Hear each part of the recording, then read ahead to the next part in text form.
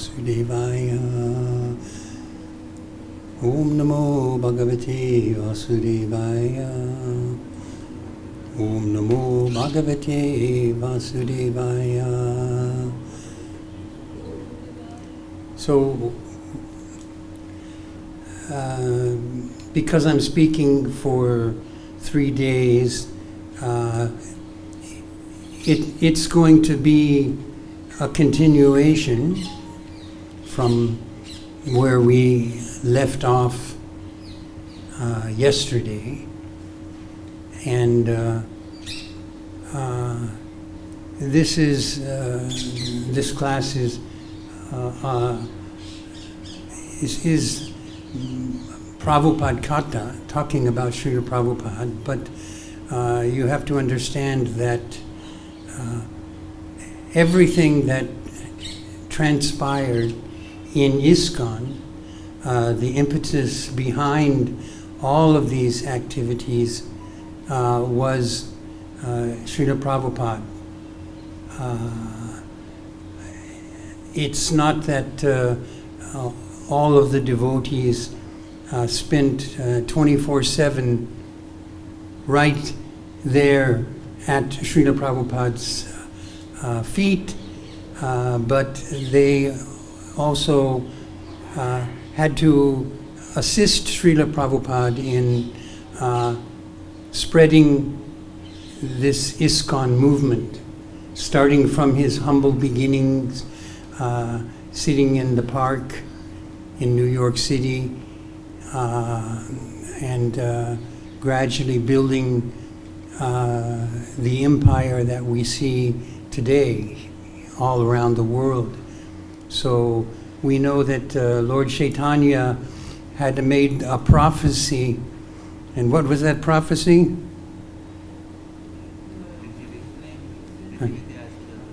Nagararigram saprachara haranam moranam. So yes, every town and village, my name will be known. And it seems that Srila Prabhupada was the catalyst in this prophecy of Lord Chaitanya. So I had spoken a bit about some leelas that took place in Los Angeles, but from Los Angeles we had just purchased some property in West Virginia, and it was a farm area, and Prabhupada gave it the name of New Vrindavan. So it was where we had some cows, and it was going to be a farming community. So I was asked to go there and help with that project. But for me, I was a bit disappointed because it was a farm, and everyone there, they were wearing blue jeans and rubber boots because it was wet and muddy. There was no place to sleep. You had to sleep outside, making a lean-to or some kind of tent such as that. And it was much different than the temple life, where you know, everyone would take a shower in the morning and put on their dhoti or their saris and go, you know, collectively and chant together. So there, it was something that I wasn't expecting. But one amazing thing happened when I was there is that I met one devotee. His name was Devakinandan. So he had been one of my karmi friends. And so I saw him and I was very excited, and he had been left in charge of taking care of the cows. So he had been doing cow protection and was one of the first ones to milk and take care of our cows in the new Vrindavan farm area.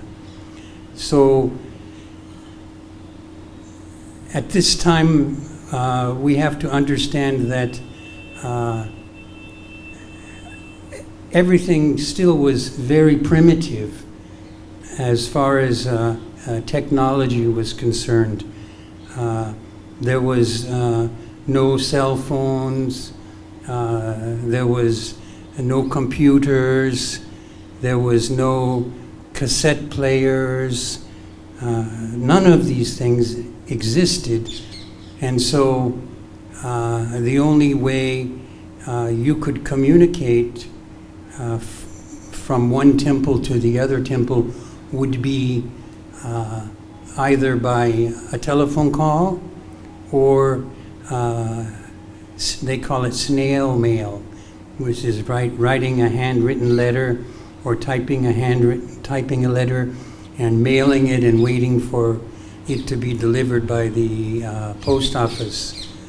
So we didn't know what was going on in other parts of ISKCON.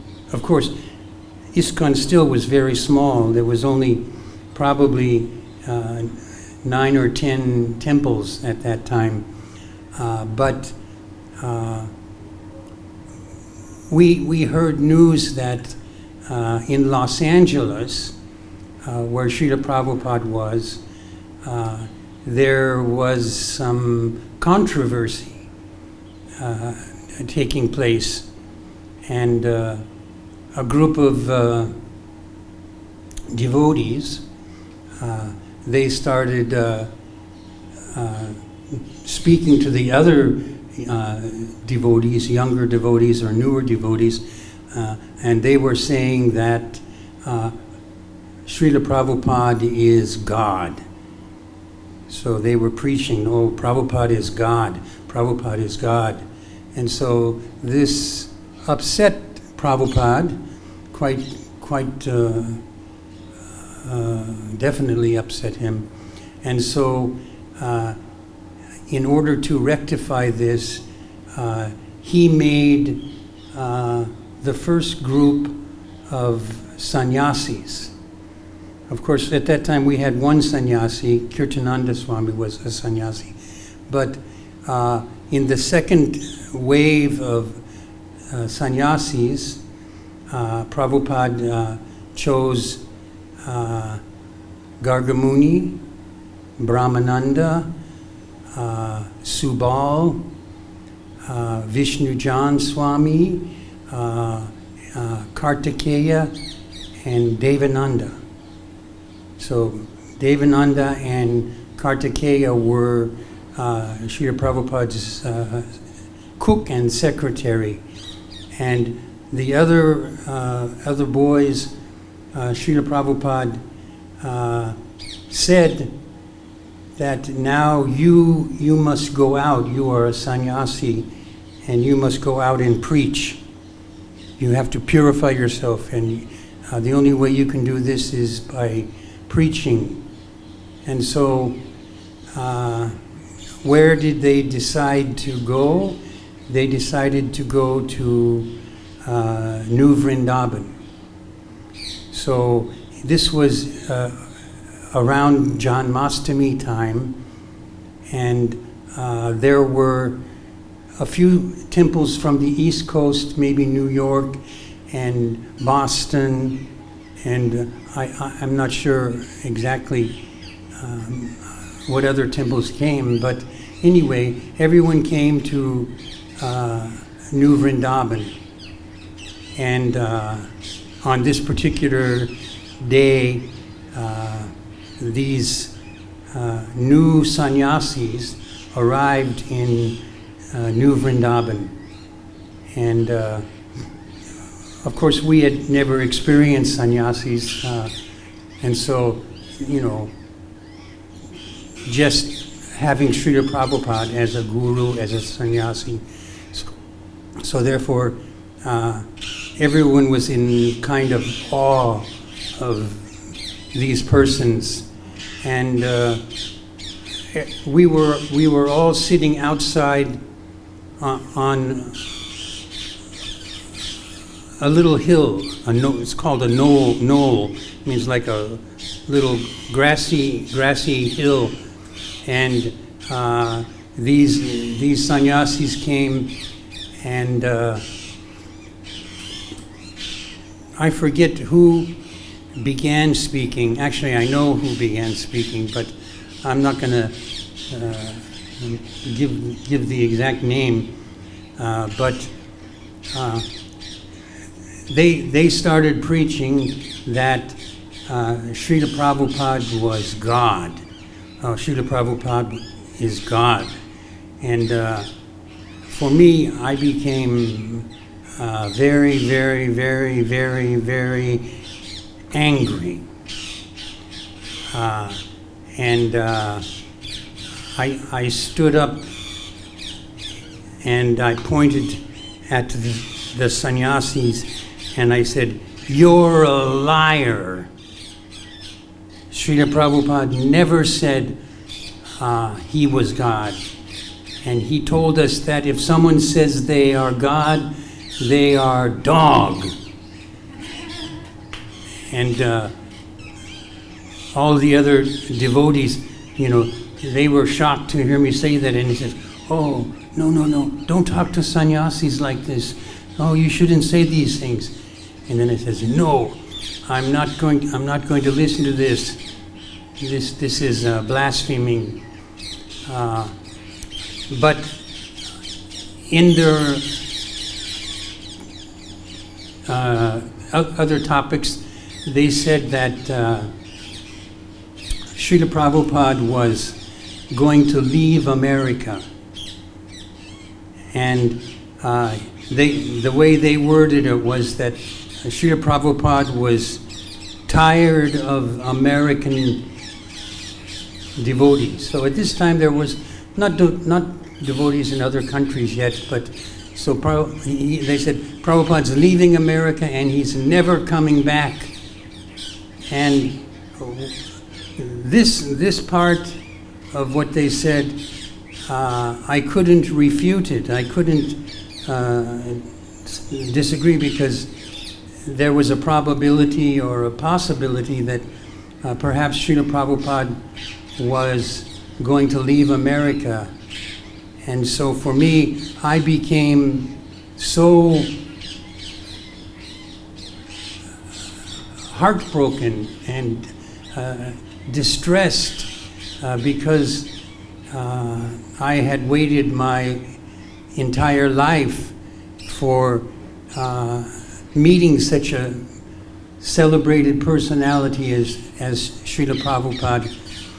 And I didn't know what to do. If Prabhupada was going to leave, what was I going to do?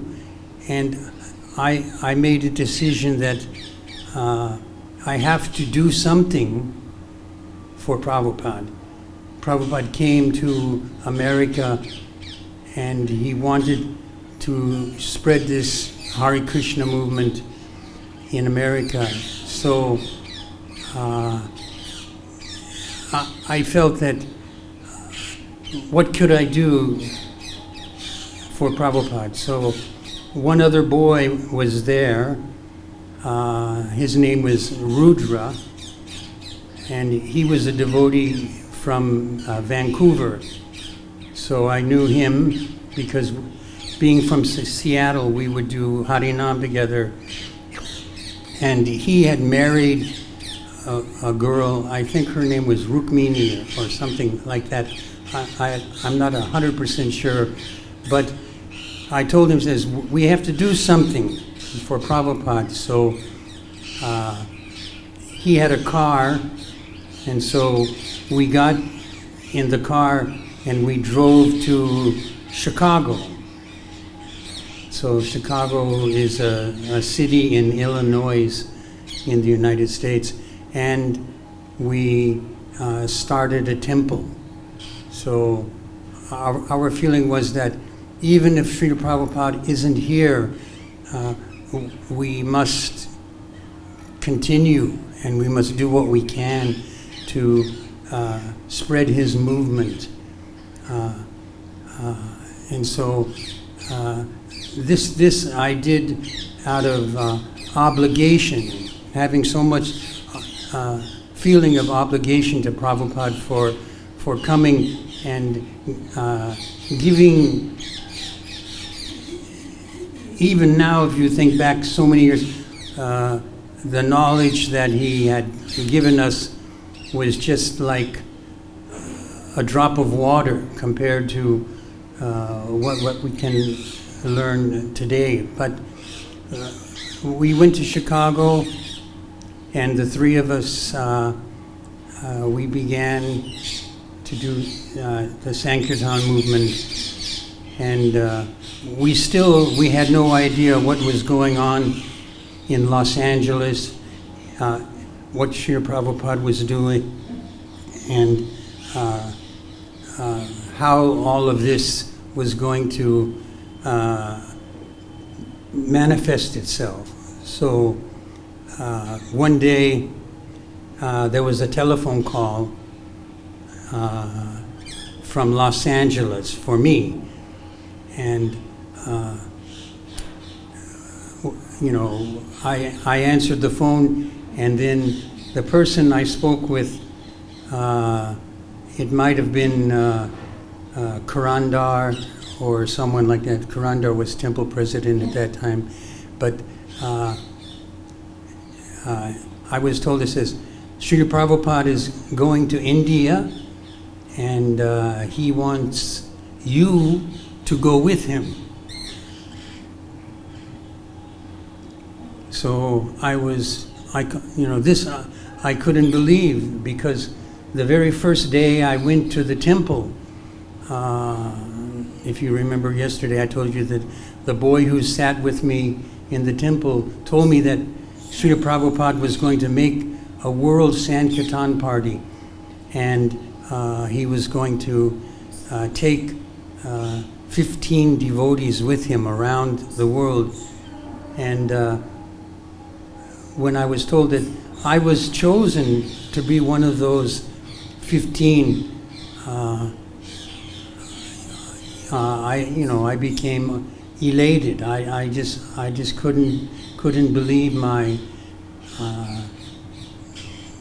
my fortune, how it was. And I was told that I should go to New York, and in New York, the other devotees that had been chosen, we would meet at the New York temple, and then we would prepare ourselves for our journey here to India. So, of course, we needed first of all to get airplane tickets, and so we had special permission from the temple to independently collect money doing Sankirtan. And when we had collected money, we also needed to have vaccinations. So at that time, to come to India, you needed to have cholera, typhoid, malaria, so many different injections. And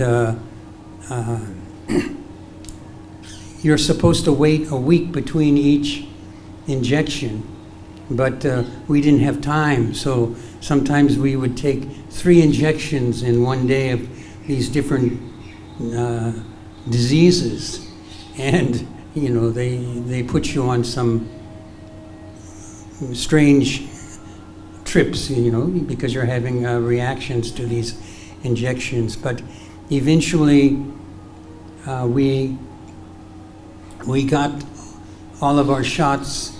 We had money for our tickets, and we flew to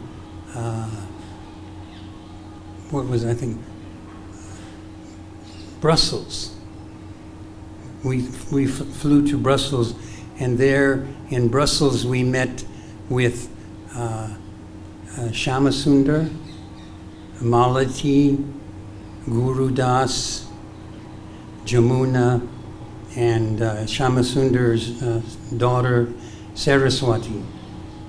And so they joined our party, and then Shamasundar and Revadinandan, who had come from America with our group, they stayed in Brussels because they had something to do, and the rest of us got on a plane, and we began our journey to Bombay.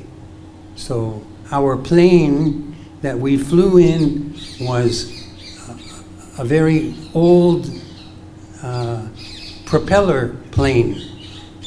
It had propellers, and it took many hours and many stops along the way.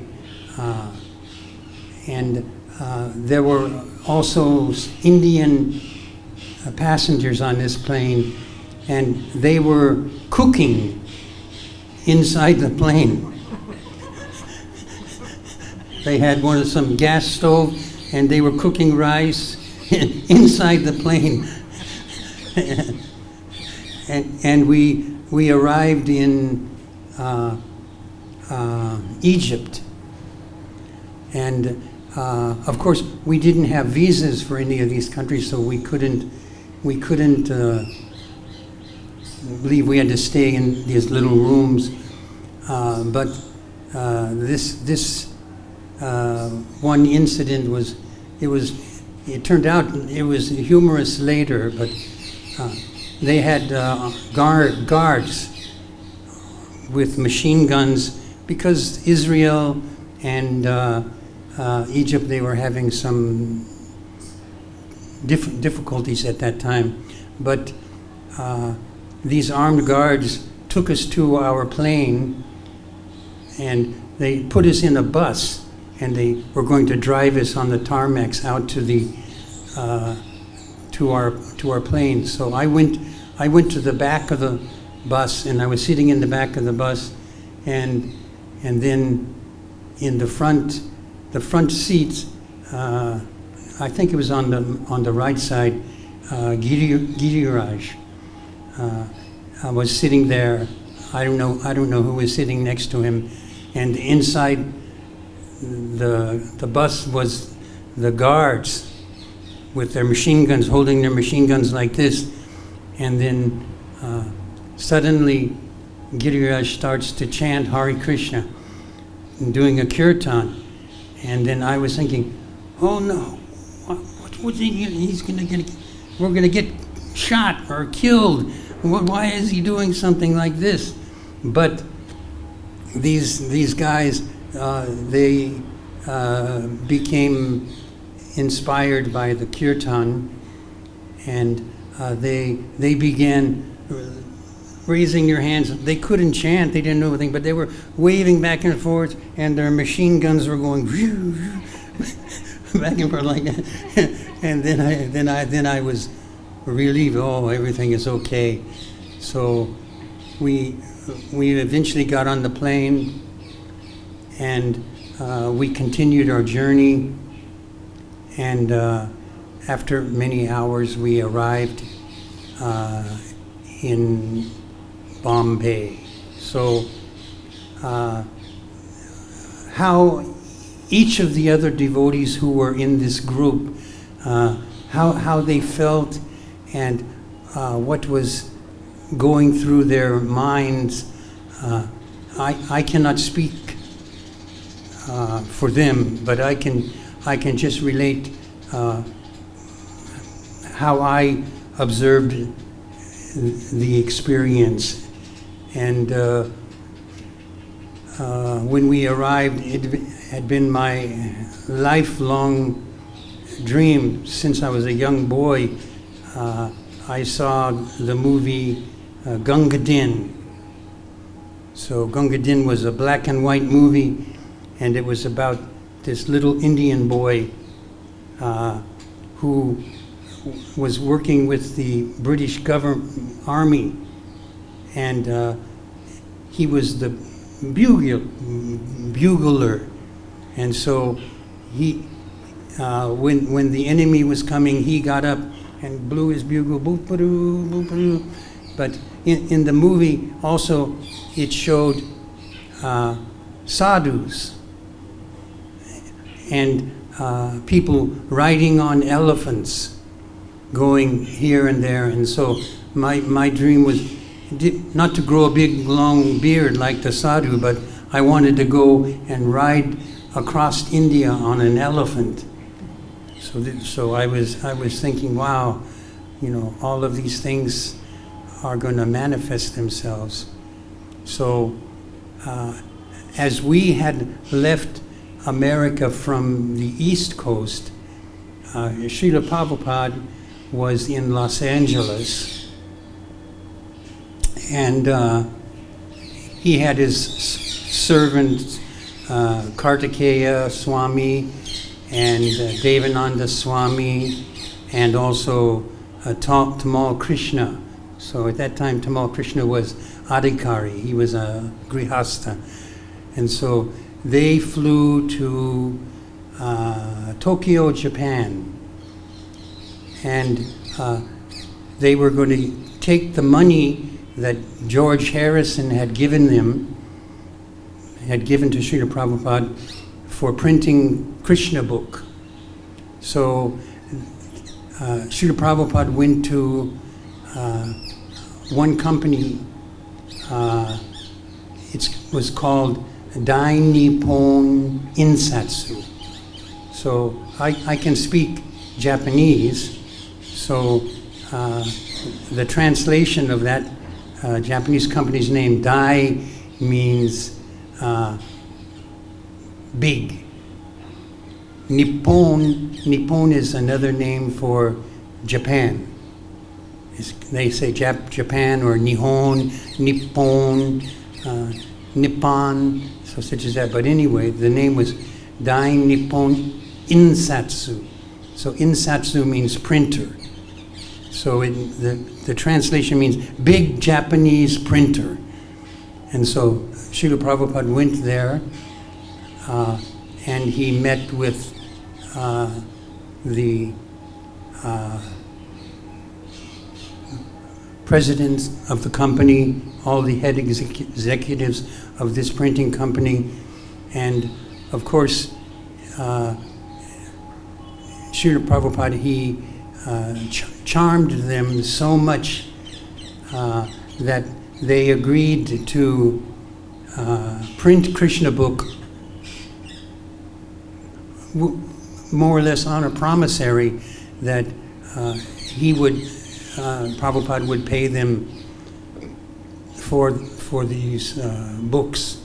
And so they took this responsibility on, and then from Japan, in the Japanese Hare Krishna temple, there was one young Japanese boy, but he was from Canada. So his name was Bruce. And he had gone to Japan to learn Japanese. And his family was living in Canada. So he was, they call it Nisei. Nisei means second generation Japanese. So it's one way of counting. Ichi, ni, sans, shi, go, roku. So, so they count like this. And Srila Prabhupada convinced him to come with him to India. So he joined the party there, and we, the remainder of the Sankirtan party, we were in Bombay, and we were waiting for Prabhupada. So several days had elapsed while we were waiting, and what people did, you know, I didn't keep a notepad of everything, what everyone was doing every day, but we had our sadhana that, you know, Prabhupada had given us, chanting, getting up in the morning, taking our baths and such as that. And the women, the girls, they were kind of overwhelmed because they were being taken care of very nicely by the Indian women. They would go out shopping and they'd buy bangles and saris and, you know, things that they'd never had in America. They could never have gotten in America, but suddenly they're all going out shopping, getting tailor-made cholis and whatever else the women were wearing. And then the rest of us, we would do kirtan. We would chant our rounds, and we were just waiting for Srila Prabhupada to arrive from Calcutta. So he had gone to Calcutta from Japan, and he had gone to Sridham Mayapur, and in Mayapur he purchased the land where now we have our Mayapur temple. So when they arrived in Bombay, I can remember that I was standing in front of Srila Prabhupada's car on the right side, and Srila Prabhupada was sitting in the back seat on the left side. And when the car stopped and Srila Prabhupada got out of the car,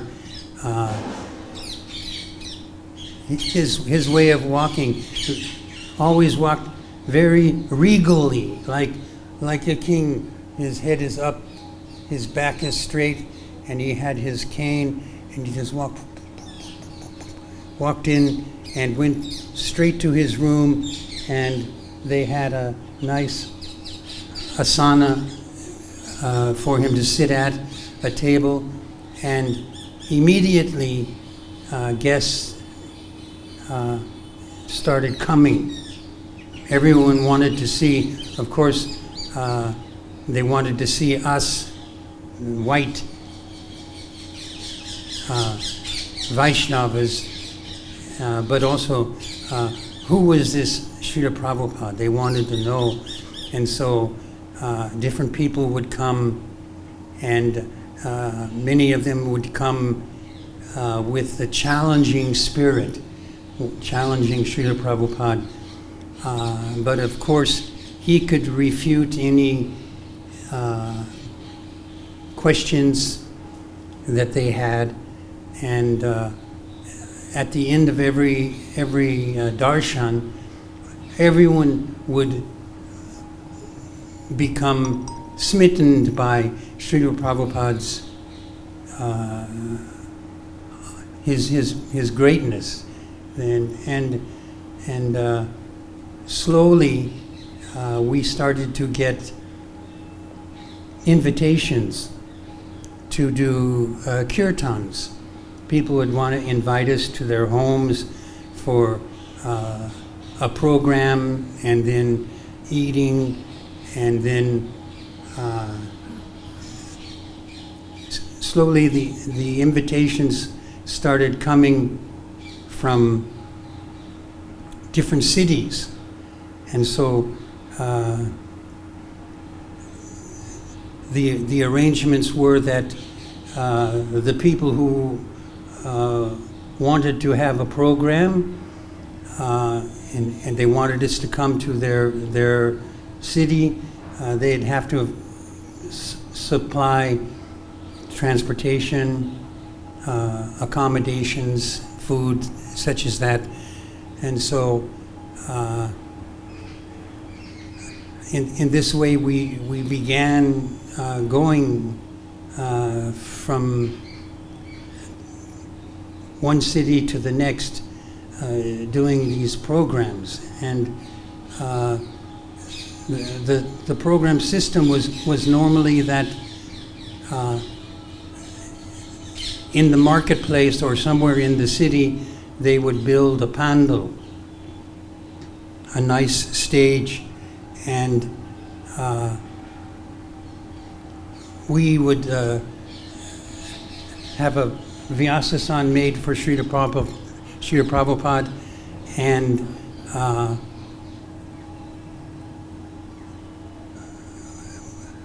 we would sit on the stage with Srila Prabhupada, and we would begin by doing kirtan, and then Srila Prabhupada, after the kirtan, he would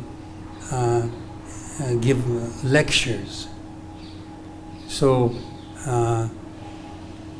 as we were moving from one city to the next, we met this one boy. He was a college student from America, and what's his name? The one who made the Hare Krishna movie? Huh? Yadubara, yes. Okay, yeah. So this devotee from California, he came to us and says, I want to document your adventures or your things. And says, I want to follow you, I want to film you. And he was going to use this as his dissertation for getting his degree from the university.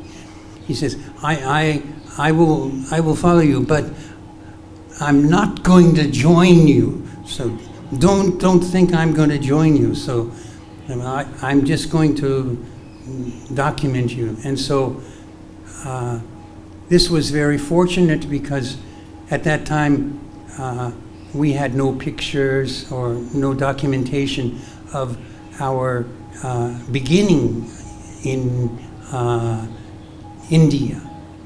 And with these pictures, they were sent back to the United States, and you can see some if you look in some very, very, very old BTGs, you can see pictures of us in those pictures, and especially in the city of Surat. So Surat is in Gujarat area, and they every morning they would take us for Nagar Sankirtan to a different part of the city, and they would spend all night putting festoons, flower garlands, and painting the streets with what are those that kind of art called? Rangoli. Huh? Rangoli. Rangoli. Yeah, so they painted the streets everywhere, and then we would do Sankirtan, Naga Sankirtan, and people would be in the balconies of their homes, and they'd be following us, and the women would be making a noise like this, and everyone would be running up to us and rubbing kumkum powder on our foreheads. And so this receptive mood was so much different than the way the Hare Krishnas were being treated in America. So in America, you would go out on Sankirtan, and people would spit on you, and they'd want to fight with you, and things like this. But and this way it was so amazing. And then, of course, every day Srila Prabhupada would speak and give some most unbelievable lectures. Many times he would speak in Hindi because the people they didn't speak English, and so he would speak for their benefit. And we were called the dancing white elephants. And so people would come to see us dancing and chanting, but by the end of every program, everybody in any of the programs we went to, they would be singing and dancing in ecstasy. So we traveled like this, and normally traveling at that time, they didn't have airplanes like they do now. Everything was traveled by train, and they had the first class train, second class, and third class. So now they don't have third class trains anymore. So if you've ever ridden in an Indian train, you can't imagine how, terrible third class traveling was. But Srila Prabhupada always got a first class ticket, and we would all go in the third class compartments, and we would ride in this. But on this one particular trip, the people, they even gave a third class ticket to Srila Prabhupada. So he didn't have his first class ticket, so he came with us in the train, and then his surroundings or his circumstances, he just accepted them as Krishna's mercy, and he resigned himself. Okay, so he went back and was sitting there, and one bench was allocated for Srila Prabhupada, and all the other devotees were huddled around him in one corner of the train, and I was in charge of the food.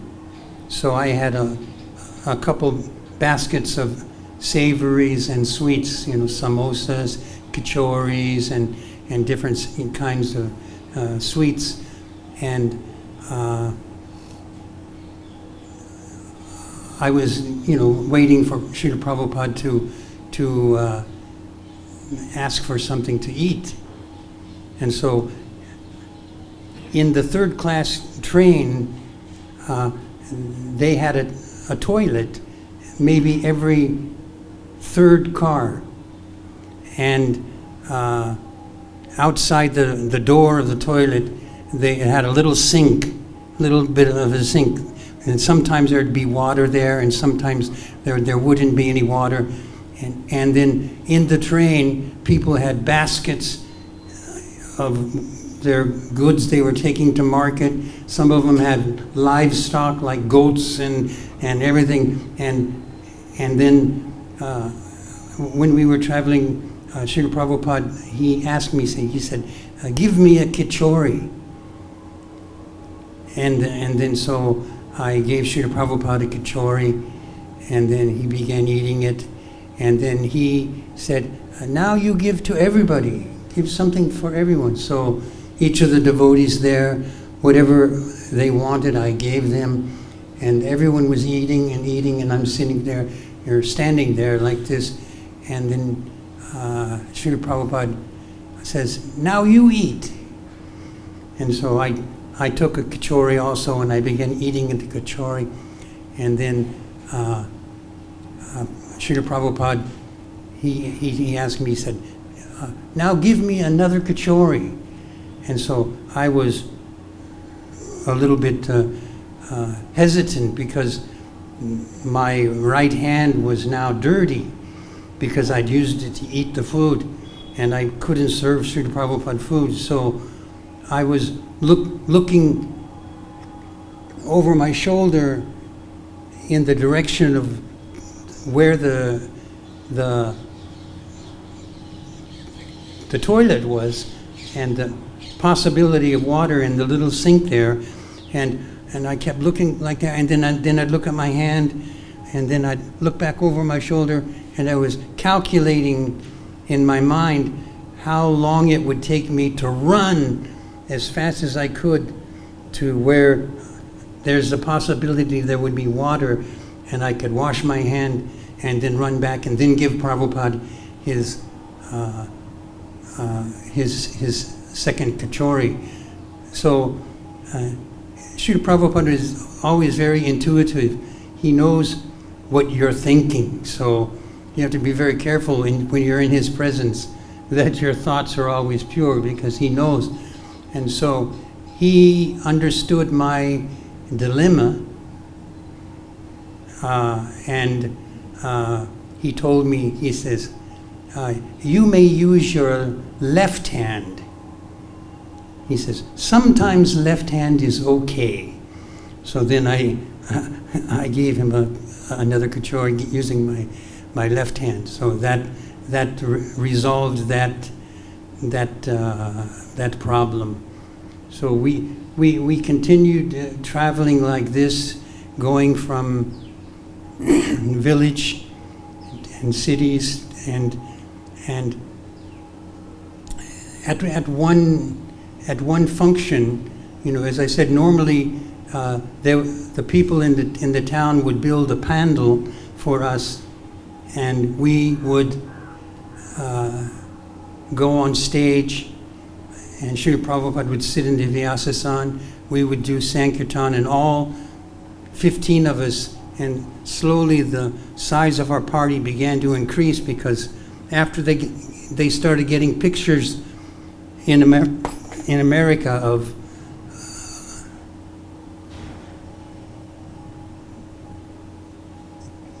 many devotees. Almost time to finish. But almost.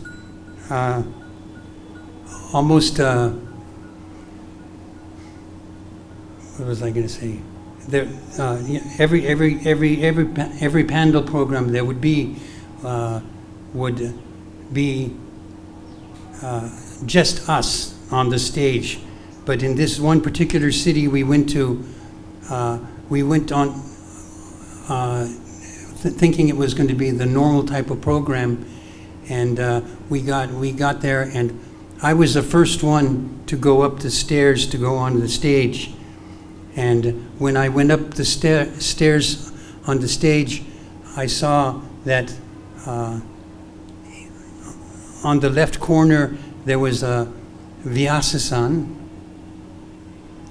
and there was this Mayavadi with a big black beard and long hair sitting on the Vyasasana, and next to him there were 5 or 6 little, they call them chokis, they're wooden things, and on each one of those, one of this Mayavadi disciples, sannyasis, were sitting. So they're all sitting there holding their dandas, and at the very end there was one empty one, which was supposed to be for Prabhupada. But I went on the stage and I saw that Mayavadi sitting there in the stage, and I stood in front of him and I pointed my finger at him and I said, "Get out of that Vyasasana! That's for Prabhupada." And then Srila Prabhupada was right behind me, and then he went, he had his bead bag on his hand like this, and he sort of just saying, "It's okay, his motions meant, it's okay, don't worry about it." And so I just said, okay. And so we went down and we continued, and Prabhupada walked very regally past all of these other sannyasis who were sitting there on their little things, and the main guy, and Prabhupada took his seat, and very just started chanting on his japa beads like this. And this Mayavadi sannyasi began speaking.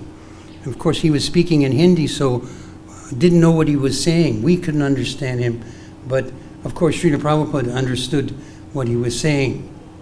And he'd be Prabhupada would be chanting on his beads. And then sometimes you'd hear the Mayavadi guy, he'd say, Narayan, Narayan, Narayan. And then, that's the only thing, at least I could understand. Of course, Narayan we know is that. But Prabhupada was becoming visually more and more disturbed because he started squeezing his beads harder and harder and harder and harder. And then finally, he looked at me and he said, chant. So the other devotees, there was no room for them to be on the stage because of all these other Mayavadis who were there. So they were sitting in front of the stage. So myself and one other devotee, Dinanath, we were on the stage with Srila Prabhupada. So I began chanting with my kartals, and Dinanath had a mridanga, and he began chanting. And then the remainder of our group who were sitting in front of us, they also began chanting. And then slowly the people in the assemblage, they also began chanting. And then Srila Prabhupada had his own kartals. He took out his kartals and he began playing his kartals and chanting.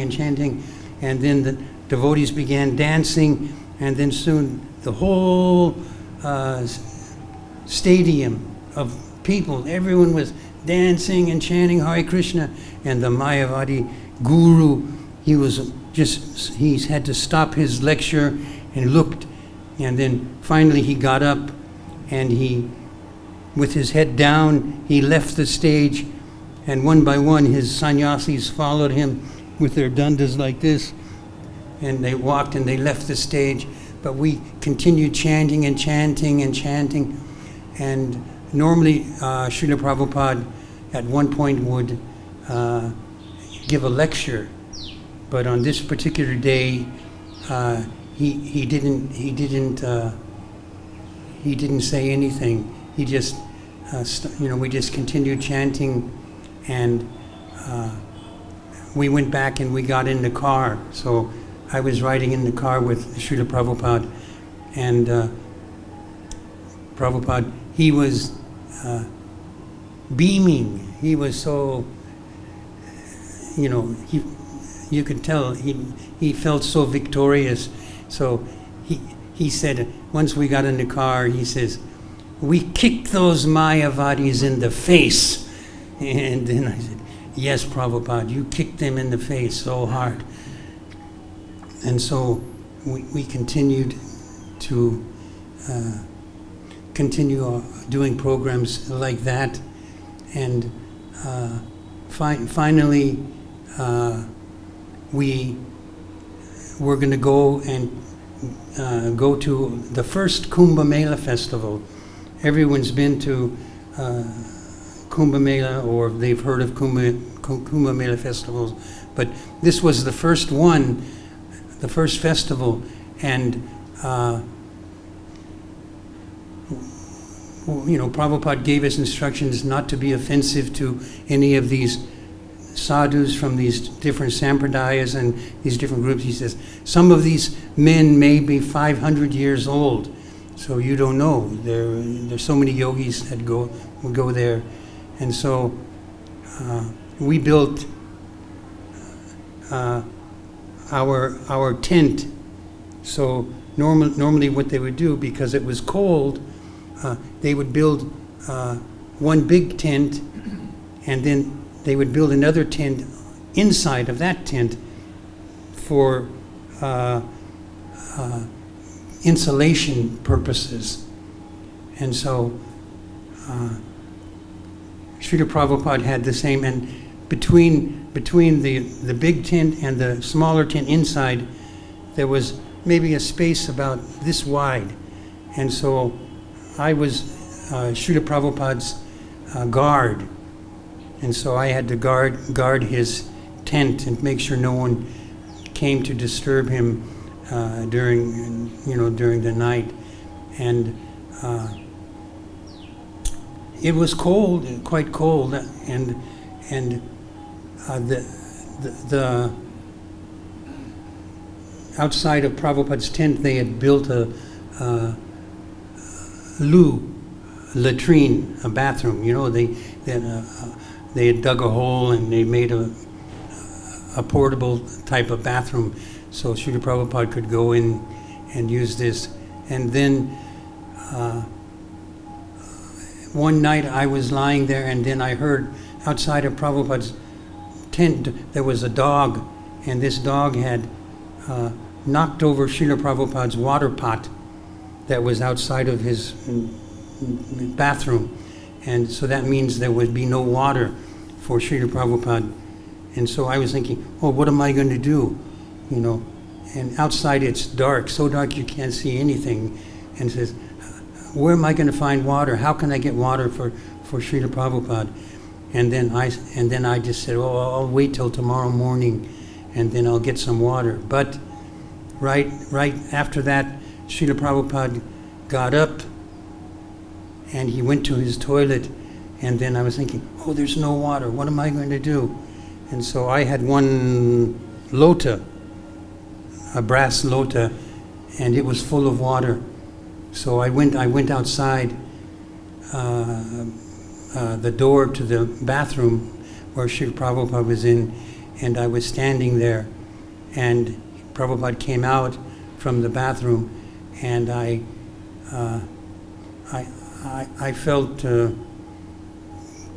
not humiliated, but I felt awkward to be in this situation. So I bowed my head down, and then I said, Srila Prabhupada, a dog came and knocked over your water pot, so there's no water for you to wash your hands, so I brought you this. And then Srila Prabhupada, he looked at me, and then he held out his hands, and then I poured the water on his hands, and then he said, oh, you're a very good boy. So I'll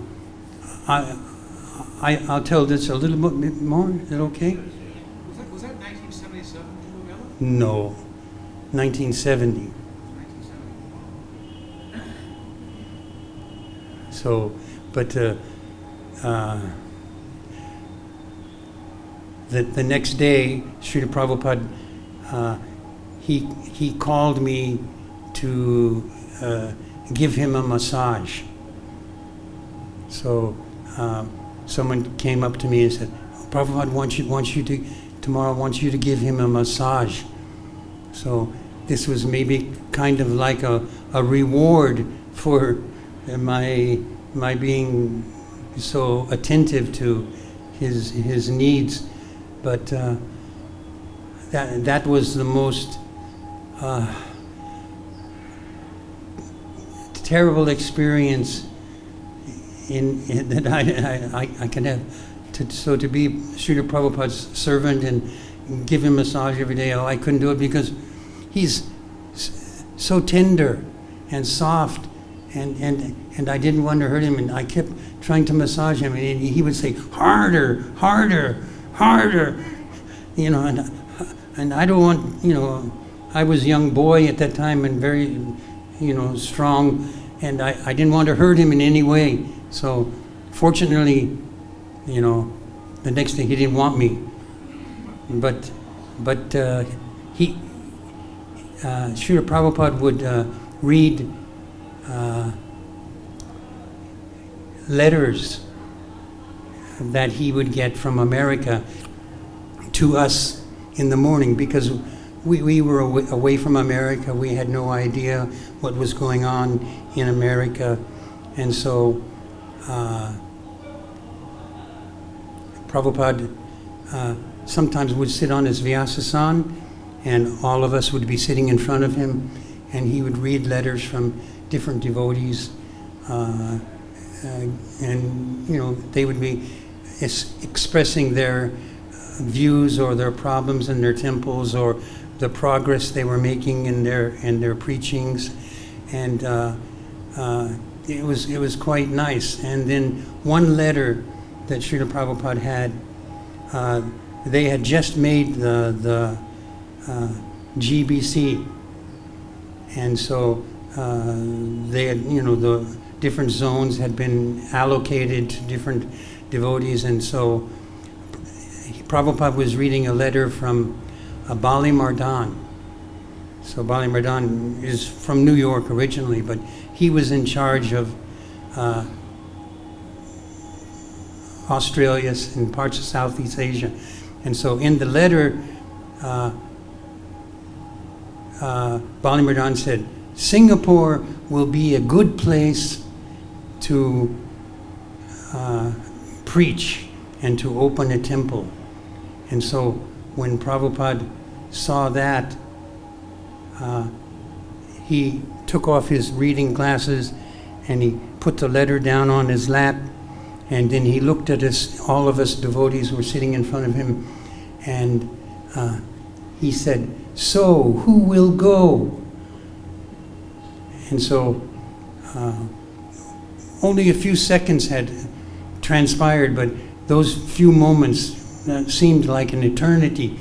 And immediately when I heard this from Srila Prabhupada, I started looking at the other devotees in the room, and I thought that, some of the devotees who were senior to me would immediately, volunteer. So in those days, someone, if they had joined 1 month before you, they were a senior devotee. And so I was thinking, what's wrong with him? No one's saying anything. So immediately I raised my hand and I said, Prabhupada, I will go. And then he said, oh, very good. You will leave immediately.